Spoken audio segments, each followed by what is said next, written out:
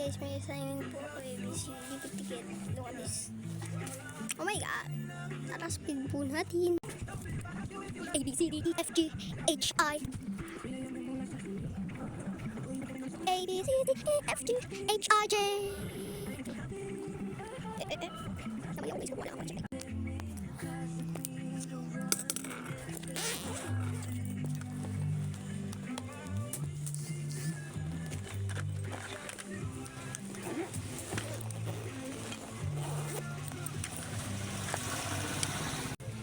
Magic.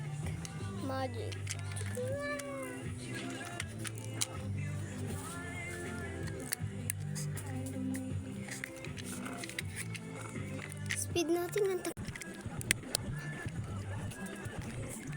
hindi ko kuha yung glasses ko. Hindi ko kuha yung glasses ko. I'm back, guys. Babalik ulit ako, guys. Babalik ako. Wait lang, inom lang ang tubig. Awa ka rin niyo po, guys. Tulad ko na po, guys. I'm back. Correction tape ko po. Speed natin. Speedan natin. Wala nang normal.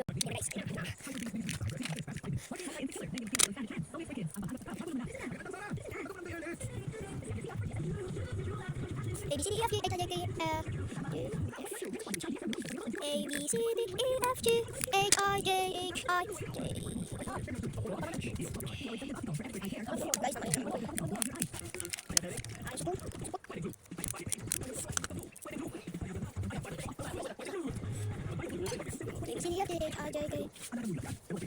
Guys, sabi ba ito?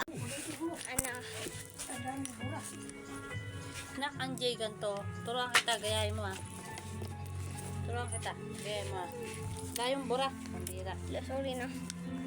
Huwag mo ipunitin yan Ito na lang. Basa, oh. Ito ang oras ng panalangin. Panalangin para sa edukasyon. Ang mga petisyon na nilalaman ng panalangin 26. ay hinango sa mga Ay, sa katuruan ng Tagalog. salita ng Diyos, ang Biblia. E, F, G.